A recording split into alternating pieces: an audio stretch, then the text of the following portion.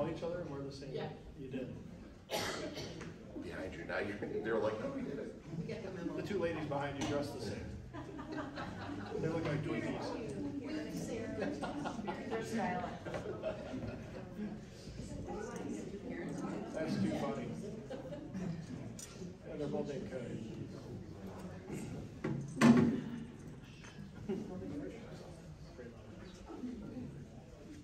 Hi, everybody. Thank you for being here today. I'm Kate. I work here at the Schaumburg Township District Library. If you have not already, please silence your cell phones. And if you need the restroom, it's out any of these doors to your left along the back wall of the library. Today, we are hosting the Hoffman Estates Village Board of Trustees Candidate Forum. And we're very proud to be hosting that here at the library. It is our goal to give you information all the time so that you can participate in civic life. And we are very thankful for our partners, the League of Women Voters of the Palatine area, who always run a really great, fair, nonpartisan candidate forum.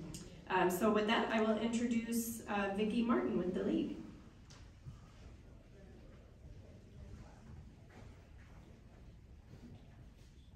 Thank you all for coming. It said my name is Vicki Martin, and I am one of the forum chairmen for the League of Women Voters. The League of Women Voters of the Palatine area includes Schaumburg and Palatine and several of the other communities which share contiguous borders and legislative districts. And before we begin our forum today, I'd like for all of us to take a moment and reflect on why we're actually here.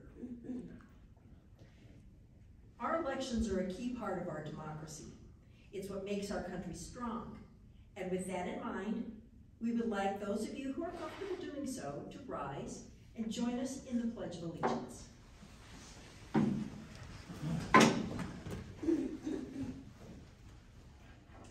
pledge allegiance to the flag of the United States of America and to the republic for which it stands, one nation, under God, indivisible, with liberty and justice for all. Thank you all. The League of Women Voters is a nonpartisan political organization that neither supports, opposes, or endorses candidates for office. Any viewpoints voiced by the candidates are theirs alone, and the League does not fact-check candidate statements during the forums. And we ask that the candidates refrain from attributing any position to opposing candidates. To ensure that today's questions, the questions for today's forums represent a balance of issues, we solicited topics from the candidates and the community at large. Questions for today's forum were prepared in advance and prioritized using feedback we received. They were vetted by a bipartisan team of League members. Questions deemed to be negative or directed to any specific candidate were eliminated. Because questions were prepared in advance, we will not be accepting questions from the audience today. I'm pleased to introduce our moderator for today's forum, Kim Inman. Kim is a co-president of the League of Women Voters of the Palatine area and has been trained by the League and has moderated many forums, so we're very fortunate to have her with us here today. Kim. Thanks, Vicki, and thanks to the Schaumburg Library for having us here today. I'm happy to be here on this sunny, cold, almost snowy day. I saw snowflakes a minute ago to moderate this forum. I am a resident of Palatine and I'm not eligible to vote in this particular election, so I have been asked to serve as your impartial facilitator for this discussion. All right, let me take a couple minutes to explain the rules for the forum. Some of the questions, as Vicki said, were submitted by the audience in advance. Others came from the candidates or other interested groups in the community. The questions have all been vetted and made to word in a way that is neutral, nonpartisan, and will allow every candidate to present themselves in the best possible light. All of the candidates have agreed to abide by the following ground rules. First, we have drawn numbers to determine speaking order, and the speaking order you'll see is here as how our candidates are seated. We will be alternating who goes first on each question. Each candidate will have 2 minutes for an opening statement. Each Each candidate will have 1 minute to answer each question. I'll repeat the questions if necessary, and if needed, a rebuttal can be requested. So candidates, if you have a rebuttal, just raise your hand, say I'd like a rebuttal, and each of you will have 2 rebuttals for the forum, and the rebuttals are limited to 30 seconds each. They'll be timed. At the end, each candidate will have a 1-minute closing statement. Okay, we have our timers here in the front row from the League of Women Voters raising their hands. All right, and the candidates, you'll be given a 30-second warning, a 15-second warning, and then the dreaded stop sign when your time is up. Please complete your thoughts quickly, or before you see the stop cards. We will be holding you at account for the time limits, so all candidates have the equal amount of time to answer. We're also asking that you not interrupt one another. We also ask you, the audience, to behave in a courteous and respectful manner. Please hold your applause until the very end of the forum. Anyone booing or heckling will be asked to leave. Please remember that each of these candidates are your neighbors. They have devoted enormous amounts of time, energy, and sometimes money in their effort to represent the community. They deserve all of our gratitude and respect, regardless of their viewpoints on the issues. All right, today's forum is being recorded for the League of Women Voters to use in educating the public. A video of this forum will be available next week on the League of Women Voters of the Palatine area website. It will also be available on the Schaumburg Library website. No voice, image, or other duplication of the forum may be used for the candidate's campaign or during campaign advertising. The League of Women Voters claims copyright ownership of all recordings or transcripts produced from this event and reserves the right to publicize this forum. So again, to view the forum next week, look at the Palatine League of Women Voters Palatine area website or the library's website. All right, today we have 4 candidates vying for 3 seats on the Hoffman Estates Board of Trustees. Each seat is for a 4-year term, and with us today and on the ballot are, and I'm going in seating order here, are Gary Stanton and Anna Newell, Gary Palafis, and Mark Mueller. And we'll begin with your 1-minute opening statements. And as Gary drew number 1, he'll be going first on this. Aren't I lucky? Yes, you are. I'll just stand up quickly. For those of you who don't know me, my name is Gary Stanton, and I am on the current board of Hoffman Estates as a trustee. I have been for the last 12 years. I'm seeking another term, which would put me in a 4th term. And I'm doing that because I've enjoyed working in Hoffman Estates as a trustee for those last 12 years. And before that, I was on the Plan Commission of Hoffman Estates, and I was appointed to that position in 1988 and served on that until 2010 when I was appointed as a trustee and then was elected later in 2011. So that is why I'm running. I have been an attorney. I still am an attorney. I practiced law and as a public defender, and but that was for 33 years. I guess that's a short background of who I am. All right, thank you. Thank you. All right, next, Anna will have her opening statement. Good morning. It still is. And yes, she's right. It was snowing. I'm Anna Newell. I've lived in Hoffman Estates for almost 30 years. Some on the south end, and now I'm out on the west end of where all the corn and all the good stuff is out west. Nice place to live in Hoffman. I love the people. There's my answer. Why do I want to do this? Because I've done this before. I've done this for 4 terms, which is really technically 16 years.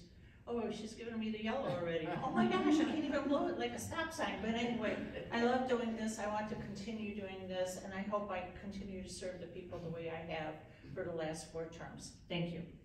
Thank you. All right, and we have 2 Garys on the panel today, so now we're moving on to Gary P. for opening statement. Thank you, Kim. My name is Gary Palafis. I'm one of the candidates for trustees. I started my journey in government in the United States Marine Corps when I joined when I was 17 years old. It was active duty for about 1.5 years, and got shipped to Desert Storm, where I became a Marine combat veteran. So much like elected office, been in the vicinity of bullets before. So with that, I got out. I moved back to the Palatine North Hoffman area, where my wife and I, Michelle, started our family, and was appointed to the Palatine Township Zoning Board. And then got a call one day to run for trustee, and I've been doing that for the last 16 years. I love it. I love our community, the people that make that community, and I just love, the liberation side of what I do, and would like to continue. Thank you. All right, and Mark. Thank you, and thank the league for hosting this great event. So I grew up in Hoffman Estates. I went to St. Hubert's, grew up in Parcel C, a few blocks over, and ended up at Conant High School and Harper Junior College. And I loved living at Hoffman Estates, which was what drew me to work here for 28 years. I'm a retired police lieutenant here. I was in charge of all of our patrol. And during my career there, I did a lot of things. I was in charge of our budget. I was our assistant police academy. I was our public information officer. A lot of different things. I've known the trustees for years, have a lot of respect for them and for what they do for the village. Why am I running? Just a new and fresh perspective. Have some ideas. Of course, everyone has been saying, we should do this, we should do that. I just have some different ideas or some different things that I want to be involved. It's a great community, and I look forward to trying to be a part of it. Thank you. Thank you. All right, now we'll move on to the question part of the forum. And Anna will be going first to answer the first question. The question is, what specific talents or experience do you have that make you a good choice to be a village trustee? And I realize you're already a village trustee, but what specific talents or experience do you bring that make you a good choice as a village trustee? Okay, first of all, experience.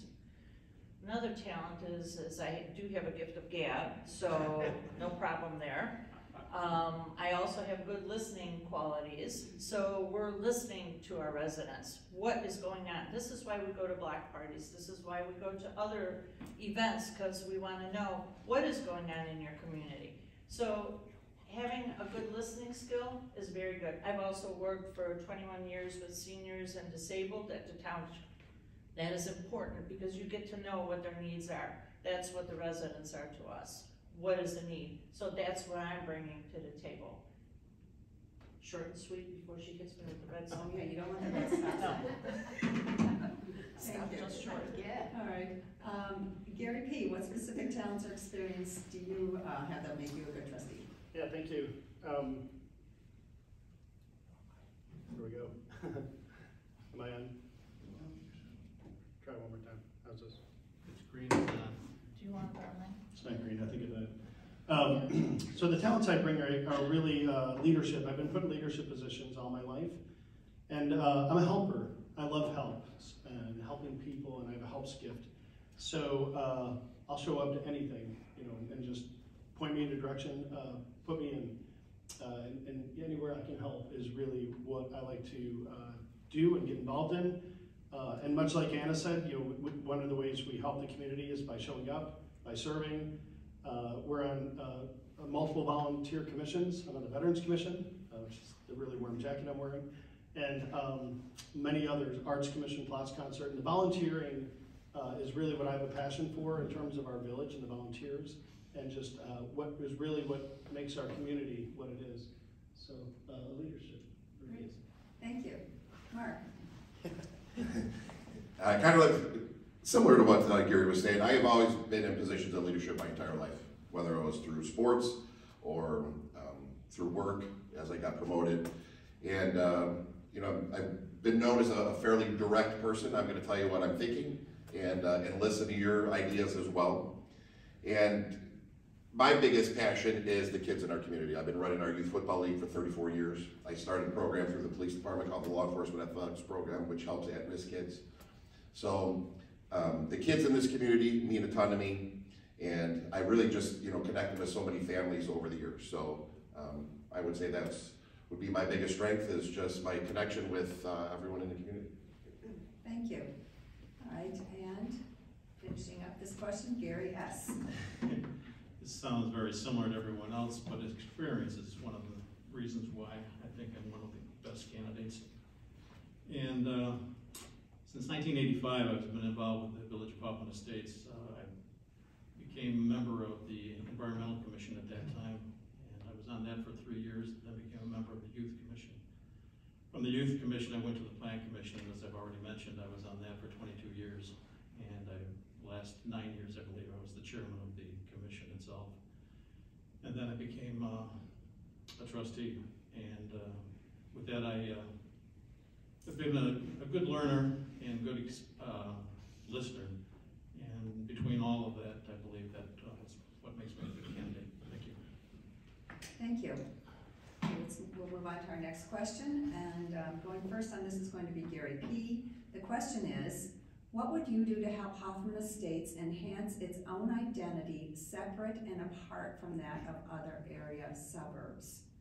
Here it is again. What would you do to help Hoffman Estates enhance its own identity separate and apart from that of other suburbs, other area suburbs? It's a great question. Glad I get to go first. So Hoffman Estates is really divided up in geography by really massive forest preserves. So to have one identity is almost a misnomer. We really have 3 identities. And so you have a north side identity, a central side, and even a west side identity. But really, I think what brings us in terms of, I'm going to steal something from Carol, what puts unity in the community is really the commissions and bringing those together for a common outcome of opportunities to serve and build that community. So we do a lot of events, and different festivals and whatnot. And I think that's really what gives us our identity, is just kind of a neighborhood community, a hometown feeling. People love it here. They move in, they live here forever. And I think that's really the best part of our identity. Thank you. Next up is Mark.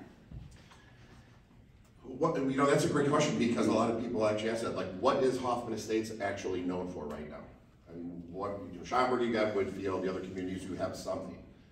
We really don't have a downtown area, and that's nothing of anyone's fault, just geography, we don't have a downtown area. We have an arena right now that has so much potential of doing other things. We do have a parade once a year, 4th of July parade. You have other communities that are doing, I just walked in the St. Patrick's Day parade in Palatine.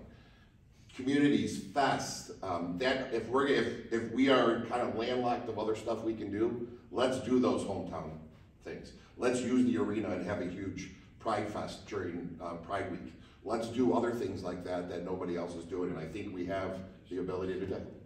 Thank you. Thank you. Next up is Gary S.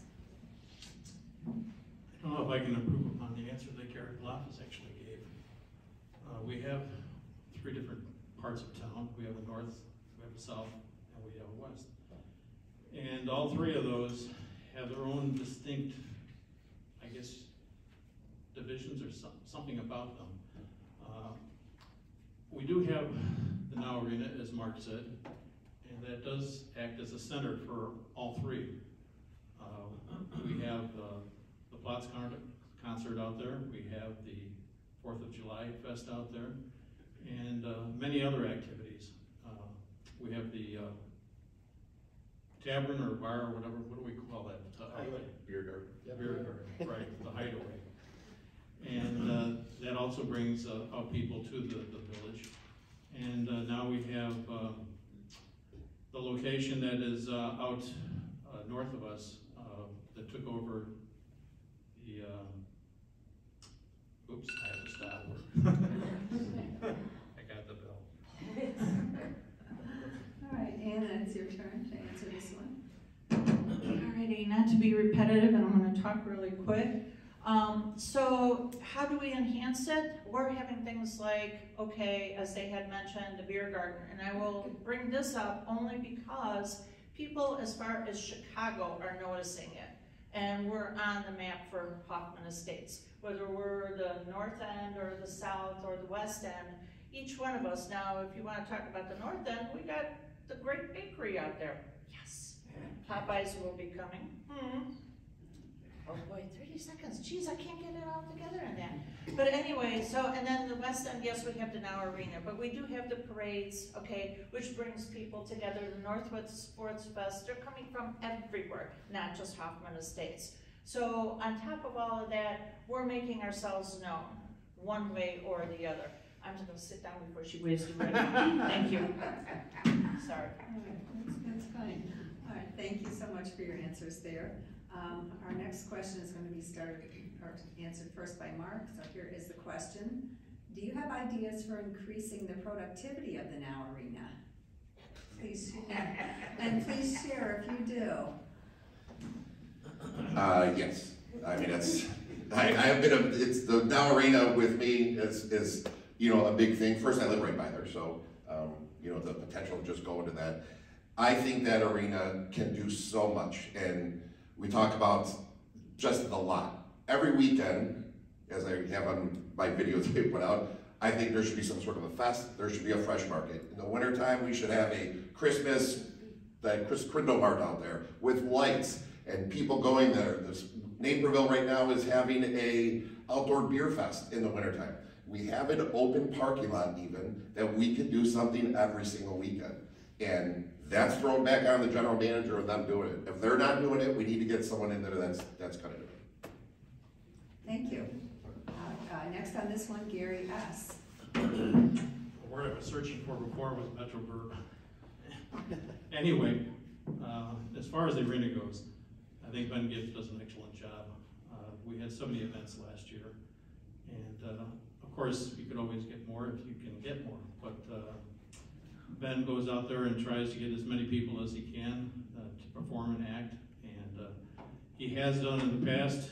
In summertime, the last, I think, 2 years, he brought out movies out there for at least one summer. He's also brought out ice skating in the winter, because I remember skating there in the first couple of years. I think I was a trustee in 2011, 2012, and there was ice skating on the arena during Christmas time. So he does do different events out there, and I think he's done an excellent job. Thanks. Thank you.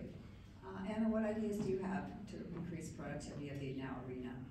Okay, we can't have it, as far as I can tell, every single day. That's impossible. We have activities there right now. We have the Windy City Bulls, and yes, you have good ideas, okay? You know, maybe go outside, you know, do things like that, but you gotta have the people that want that. We did do a fresh market a few years ago, kind of like a flea market, it didn't do that well. It's maybe because of the times. COVID kind of put a slow chop on a lot of things, okay?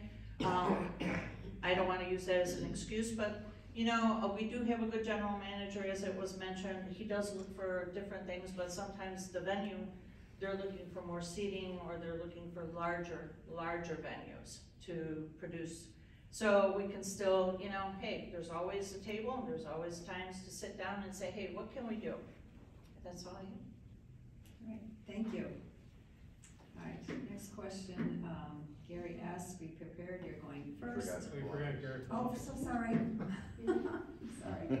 It's okay, it's what happens when you have two Garys. I know, right. He's got better hair, which I tell everybody. Anyway, so the arena's been under my leadership since 2010 because I chair finance. And that's when the developer who built it kind of dumped it on the village and left town. So I've had the pleasure of working with the general manager, and they've tried everything. We've done flea markets, we've done movies, so there's two ways to bring in events. You can either buy an event, or you can get a promoter, and either way, somebody's at risk. So do we risk the taxpayers' money by going out and getting a bunch of big concerts and maybe losing up to $1 million, or do we partner with promoters? So really, in the end game, it's a lot about finances. The arena last year had a record year since it's been open for 16 years.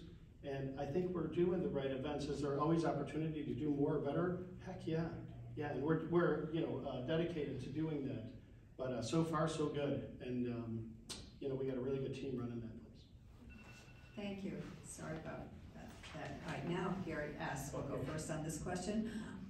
What is your vision for the future of the former Sears property? How would you go about making this happen, or how would you fund it? What is your vision for the future of the former Sears property? How would you go about making this happen, or how would you fund this? You know, I don't have a vision for a Sears Center, honestly. I don't know how you can. What you do want is our economic development director to go out and work with people who are actually developers who want to use that parcel of land for whatever purpose they have. And that is exactly what we are trying to do right now. We did have someone that was thinking of buying that property. They were negotiating, and they actually had a contract to purchase. And it fell through because they couldn't come up with the financing. We believe that in the near future, someone may also come back to give to put a price on that property, and we expect that's going to happen also very soon. We'll see what happens. Thank you. Thank you. Anna, you're up next. Okay, as far as the Sears property goes, I really don't have a vision. I'm going to be honest, okay? There's different things that keep coming up. If I had the crystal ball, I could tell you that. Whatever is decided or brought forth and we're going to look at, we have to see that it's going to help our residents and our community, so that it's not something that's going to be a dinosaur that's going to sit out there and look nice. So that's all I can say for that. That, like Gary had mentioned, there were people that had come forth, but things didn't pan out. And as the ever-changing economy, as we've heard about Silicon Valley and these other places, whatever comes up, we have to make sure that this is going to go forward and be a good fit for Hoffman. That's all I have. Thank you. Gary P., I'm including you in this round. Thank you so much. So, in a leadership role, I chair the Economic Development Commission. So I have a vision for everything in Hoffman Estates. My vision for Sears is retail's dying, offices dead, COVID changed the game, and really what's being looked at in terms of that property is spec industrial, data center space, which would bring tens of millions of tax dollars from the utility taxes, and good use. We just toured Microsoft yesterday. That place is a boom, and they just bought another 30 acres, so that is hot. Everybody has things in the cloud, all your pictures, your videos. This will be in somebody's cloud, hopefully Microsoft. So that's really what I see for Sears. I also see multifamily. I also see gravity of place, work, live, play. That's a big tagline of ours. So we need to have some kind of gravity out there. And I think, a combination of that work, live, play is really what we're after. Thank you. Mark, it's your turn. Yeah, a lot of people don't realize how big that Sears corporate is. I mean, it's 2.1 million square feet. It's so big they have a vault in the basement there. It's a huge, huge complex. So yeah, you can't just all of a sudden turn it into a Target or turn something like that. My vision of that, and I've said before, convene people who do that for a living, even outside of our village, and say, what do you think of it? And I did such a thing. My friend is one of the #1 developers in the state, and he threw out there saying, hey, how about looking at turning it into a D3 college? Right now, you could call up Judson or something, plug and play, take your entire thing, put it right into that. Is that the right answer for that? Who knows? But thinking of the what ifs and why nots. It's a massive complex. Do I agree with data centers and all that stuff? I'm not totally sold on that yet. With the Microsoft property, we said there's not a lot of employees there. That doesn't bring in some taxes. I'd rather see something that's going to bring in more residents, more jobs. Thank you. Thank you. All right, well, the next question Anna will be answering first. The question is, what is the top infrastructure project on your list? Why and how would you pay for it? What is the top infrastructure project on your list, and why and how would you pay for it? Okay, top infrastructure. Our favorite, sewers and water. Okay, a lot of our communities are really aging. We're all celebrating the 50, 60-year mark. A lot of our sewers, water, that is, I think, the most important.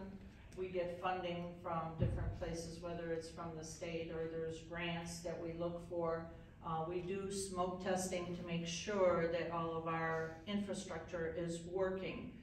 We don't want to find out that all of a sudden we have leaks in certain places and there's water testing constantly going on. So that I think is really, really important, is because as our community ages and we are building out, we need to have that taken care of. So that's it. Thank you. Gary P. Thanks, Kim. I'm gonna start with your second question first. So I chair finance and I chair capital improvements. And if the money's not there, we're just talking, right? You gotta have the money. So we have 7.5 million in a capital improvement budget. We have roads that need to be done. We're putting 6.2 million there. We have bridges. We have sewer and water, like Anna said. We also have old fire stations. 2 of them are older than most of us up here, maybe combined. So those need to be addressed. 21, 22 are old. And really, having a strong financial position gives us a ton of options. We also have infrastructure needs that are technology, right? Everything is now fiber and all kinds of really fast compute and storage. In real-time video. We have officers now that have body cams. Those things upload real time. So a lot of infrastructure things, but the money's there. So we have a ton of options. Thank you. Mark, it's your turn. It's great to hear that the money's there, like Gary said, because you know what, we gotta start spending it then. Let's bury these lines so people can stop losing their power all the time. I mean, where I grew up, every time the rain went out, the power went out. That's the same overhead lines that they still have right now. And it's nice that finally this was brought up and brought to the village board of like holding ComEd accountable for what they're doing. But that has to be number one thing being addressed. I mean, some of the residents were staying there, they say, we trim the trees every 3 or 4 years. They have people saying, you haven't trimmed our trees over here for 15 years. So that has to be number one. Number one right over there, take care of that issue. And then some street lighting. I think when we do this, there are certain areas of town between solar and upgraded things like that. We could throw in some streets or street lighting. Some of the areas over here in parcel A and B though, talking to some people, they like that quiet, dark feel. They don't want it totally lit, but some intersections, yes, I think we need some more lighting. Thank you. And last on this question is Gary S. Okay, the top one for me is streets and roads. And they are getting done as they are every year. Different roads are getting done, rehabbed, and reconstructed each year. Second on the list for me would be what Anna mentioned, the infrastructure regarding plumbing and works like that. As far as streetlights that Mark has mentioned, that is on our list. We have a consultant now working on that as far as where we might put in streetlights. They would be on the corners usually, not on the roads that they actually exist at this point. So that is where we are at this point for me. Thanks. Thank you. All right, next question, Gary P. will be answering first, and the question is, residents of all our suburbs have a heightened awareness of crime. Can you please describe the approach Hoffman Estates is taking on crime and public safety, and what, if anything, would you change? I'll read it again. Residents of all our suburbs have a heightened awareness of crime. Can you please describe the approach Hoffman Estates is taking on crime and public safety, and what, if anything, would you change? Yeah, great question. So the number one crime statistic that's going up in our town is vehicles being stolen. People leave their keys in their car. They leave their purses, their computers. We have smash and grabs. We also have access that's fast and close to the interstate. We have a lot of cells of bad guys, and we're actually working with all forms of law enforcement at the federal level, the state level, and even the local municipalities. Our chiefs are part of a consortium. We are identifying and investigating the rings of bad guys and bringing them to justice, as well as planning ways to continue to monitor through video surveillance, as well as some proactive ways of having more officers in the field. So our traffic patrol division is augmented by investigations and other divisions when we have heightened times of when there are burglaries and incidents that happen in town. Thank you. Mark? I finally got one that I could say I was a part of with everything else on the other commission. So obviously I was in charge of our patrol division for years. What a lot of people don't realize is our minimum manpower on the street every day in Hoffman Estates is only 8 officers. 8. And many of the days, they're at minimums or below minimums because they work 12-hour shifts, guys call in sick. The staffing is terrible. And it's not even like a village issue, like the board's doing something wrong, the staffing's bad.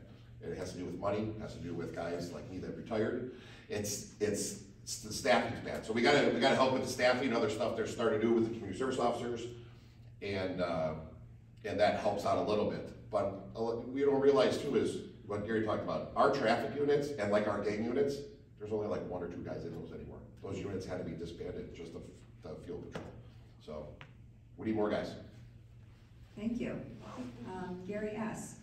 You know, I really can't improve upon the answer that Gary Palafis gave, or Mark for that matter. They know more about this than I do. And I'll leave it at that. Thank you for your brevity.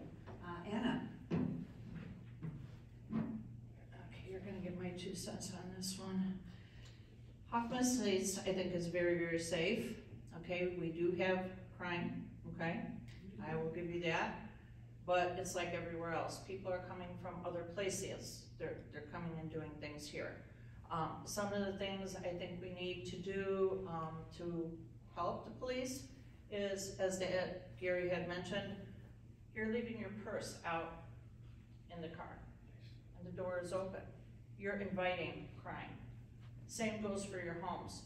You should check your windows. I had a perfect example, neighbor, somebody came up, opened her back window. You should check your windows. So let's help them. We're getting the cams, which is going to be a big help. We also have neighborhood watch programs that a lot of our neighborhoods sit down and we talk. The officers come out and tell us, hey, what's the crime in your area? What do we need to do to help them? Because he said, yes, there's only 8. Oops, I got it.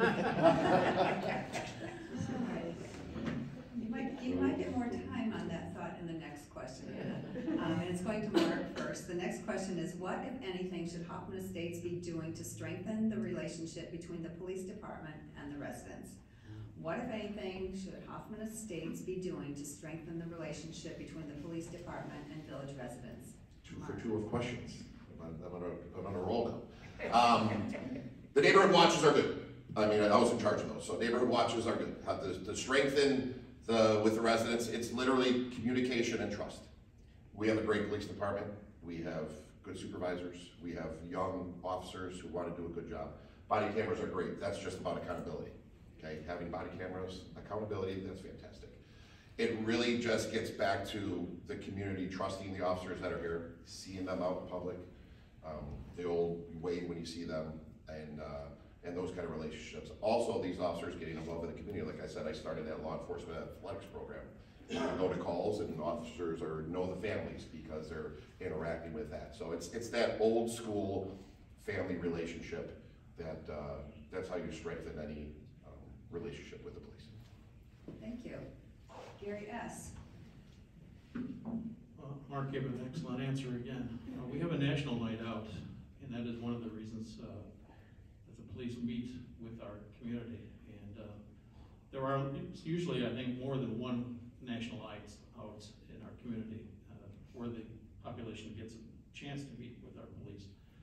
And there's always other chances that they have if they want to go to the police department themselves and meet with the police officers. But I think the national nights out is the number one thing that we do. Thanks. Thank you. Anna? Okay. Well, in a lot of our, as we do in the summertime block parties, you have the police come out, the fire come out, they all introduce themselves, they all talk, they all ask if there's anything going on, and this is the reason we go to these things. The police also, in our neighborhoods, we see their squad cars. And if you're going on vacation, you call them and they will be checking your homes. There's no reason to be afraid of them. They're very outgoing, and we have a lot of, as he said, you know, we have National Night Out, there's other events, they had tours of the building, there was things that they promote in the Citizen. So I think the police have been very forward and very engaging in our communities, even though you're retired. So thank you. Thank you. All right, and Gary P. I'm gonna try to use some of the words so correct. We've been doing what's called beat meetings, and a beat is like a geography, right? So our police shows up, our chief with a bunch of police officers, and we met at a school, one out north, one out west, and one central, and the place was packed, standing room only. So there's two things I think people want: transparency and communication. And we have a Citizens Police Academy, we have a fire academy, we do the beat meetings now. You know, we're creating a commission for people that hate the police and want to defund the police, and all the good things that, you know, Blue Line is doing. So I think there's a lot of goodness. I can't get it all in a minute, but you know, we have a lot of great ideas, and I think, you know, those transparency and community meetings are really what's galvanizing us with the community and our police. Thank you. Okay, next question, and Gary S. will be starting this one. What do you think Hoffman Estates should do, if anything, to make more affordable housing and or senior housing available within its borders? What do you think Hoffman Estates should do, if anything, to make more affordable housing and or senior housing available within its borders? We have a lot of senior housing right now in Hoffman Estates. And as far as affordable housing, I'm not sure that we have a need in our village for that. Currently, the people that are coming in front of us are not affordable housing people. They want to charge prices anywhere from $1,700 for a one bedroom and above for their housing. The current housing that we have is older stock. And that stock, I guess, is what we would consider now affordable housing, because they are of a lower rent nature. So I would assume, and I would say at this point, we have no need. Thanks. Thank you. Anna, you're next. Okay. Affordable housing. When you say affordable housing, and you're looking at somebody who gets, say, $1,700 a month, and the rent is $1,100, where do you go from there? What are you actually living at? So when they say affordable housing, I think some of the things, and I don't know if this would happen, there'd have to be some investigating and checking at a lot of pages. And the thing being is that maybe some of these buildings that are getting empty, is there any way to turn them into shelters for those that are homeless, or to turn them into housing where somebody can afford and not be living on just $600 and then having to go to the food pantry because after they pay all their utilities and everything else, they can't make it. And she's gonna hit me with the stop sign, so there you go. It's a long conversation, sorry. Thank you. Gary P. So I'm going to continue off of what Anna said, and I'm going to hit the special needs area. So we have great high schools and elementary schools that do a lot with education and integration, and we don't have anywhere for those young adults to live when they turn 22. They stay at home with their aging parents until they die, and then it's an emergency and the state has to place them. And maybe they're in Carbondale and not Hoffman Estates where the rest of their family is. That's an atrocity. And by the way, when it comes to non-disabled housing, we have more affordable housing than any 10 neighborhoods and suburbs around here combined, right? So I think really what our focus needs to be is to look at special needs housing. You know, we have Gigi's, we have a great community of special needs people. I think the opportunity's out there, and we can do some private-public partnerships financially to really bring those two ideas together and codify kind of a whole new generation of the work, play, live. Thank you. Mark. The village is halfway landlocked of what's actually available to build new housing. And then you get certain areas like, I live out west, we're paying over $13,000 a year to send kids to Elgin schools. You got people out there that are saying, well, you know, wow, so you're talking about taxes and stuff like that. I would rather reinvest our efforts into our condo complexes and stuff that we have here. We'll work with them, make them look better. Those are affordable housing right now. People live there, and we have that exactly like what Gary said. The new high-end rentals, that's not gonna go away, but that's not the answer either. So I would rather work with what we have right now, reinvest, help these either landlords or private owners, and even our regular residents. We have a lot of houses in this town that need to be updated. We need to help those people that are falling on hard times and give them the help they need. Thank you. All right, and now we're moving on to our final question of the morning. Thought this would never come, right? Anna will be starting this one, and maybe it's a shorter answer. Are you accepting any campaign funding from PACs, special interest groups, or political parties? And if so, which ones and why? Are you accepting any campaign funds from PACs, interest groups, or political parties? And if so, which ones and why? This is gonna be the quickest answer there was, and she won't even flag me. No, I don't. Okay, so it might be brief. Gary P? Yeah, you know, I have a brother from another mother, his name's Paul, and he almost finances my campaign single-handedly. I love him dearly. He doesn't even live in the state, he lives up in Wisconsin. But other than that, PACs, nothing, just family and friends. You know, the people that want me to keep doing this, that's it. Okay, thank you. Mark? I think with everyone for this campaign, this hasn't been a very high spending output. You know, some mailers, you know, me and Gary are out doing videos all over the town, stuff like that, that's cheap. But it's, yeah, for me, no, same thing, friends and family, and honestly, people are fairly stingy with wanting to give money. Look at your voter turnout. City of Chicago said 32% of people that went and voted for that first mayoral one. You know, hopefully that's the whole thing now, is just telling people to get out and vote, especially our younger community. The young people, they don't vote. Not that they don't care, they don't vote. So the answer is, yeah, pretty much just begging friends for some money to send out a mailer. Right. Thank you. Gary S. The answer is no, we don't have any PACs or any other. You haven't had to stand up for that one, huh? No, I don't have to stand up for that. Sorry. All right, thank you. All right, and now we move on to our closing statements. Each candidate will have 1 minute to answer, and it is Gary P's turn to go first. And on the last one, first on the last. Yeah, thank you so much. I just want to thank you all for coming today. I want to thank you for the investment that you make in our community just by showing up. I want to thank the Women League of Voters for hosting, Schaumburg Library, and all your staff for giving us this space. I love this community. I'm passionate about it. I'm not going anywhere, win or lose. This is somewhere that I call home, and it is going to be that way, and I'm going to do anything I can to make it better, no matter where I serve and what I do. Thank you. Mark? Thank you guys for coming out and watching this, and everyone who's going to be watching at home. I agree with what Gary says. I love this community. That's why I still live in town where other people are moving out of state. And there, I'm looking just to give back now that I'm outside of police work, but still give back to this community. I'm a big guy of what ifs and why nots, and that's what I plan on giving. I can guarantee you one thing: I will not agree with everything that the board does. But I'm also going to listen to them. I've known them for years, respect the work that they've done. But I have not had a chance to be in any of these positions, to be on a commission, or to give these ideas.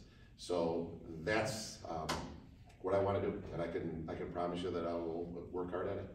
Thank you. Thank you. Gary S. Thank you for coming out. As Gary said, thank you to the League of Women Voters. Thank you for Schaumburg Township and the library for having us here. And as Gary said, he's not going anywhere, neither am I. I've been here for 44 years now, and I plan on staying here for the rest of my life. Thank you. Anna? All right, I get to bring up the end here. Okay. Thank you to the League of Voters, women voters. Appreciate that. Thank you for Schaumburg Library having us in a nice warm place. Like anything else, whether it's raining, snowing, we're like the male people out there, and that's kind of me, customer service. It doesn't matter the weather, the people are what makes all this, and we're here to hear you. And customer service is the biggest thing. It's been my home. I'm not gonna choke up on this one, and she's gonna flag me with that doggone thing again. So anyway, I hope everybody has a wonderful weekend, whatever you're celebrating, whether you're continuing to St. Patty's or St. Joseph's or whatever, March Madness. But you know what? This is what it's all about, being with people and trying to help them. And when you know you've helped them when they walk out and they got a smile on their face and you answered that question of what should I do? Not that we'll always have the answers, but you know what? That's why we're always a team. Oops, she's got me anyway. Okay, thank you. All right, I want to thank all the candidates for your participation. This one has been a pleasure. We would like to encourage all you candidates and residents to recycle your campaign signs after April 4th. Please visit our website at lwvpalatinearea.org for details about voting and recycling your signs. If you're not a registered voter or if you have questions about the voting process, we have a table outside the door where you can get your questions answered. On behalf of the Palatine League of Women Voters and the library, thank you all for coming. And don't forget, early voting begins Monday, March 20th. And the real election day is April 4th, whichever way you choose to vote. Please participate in democracy by casting your ballot. Remember, your vote is your voice. Thank you so much, and that's the forum for today.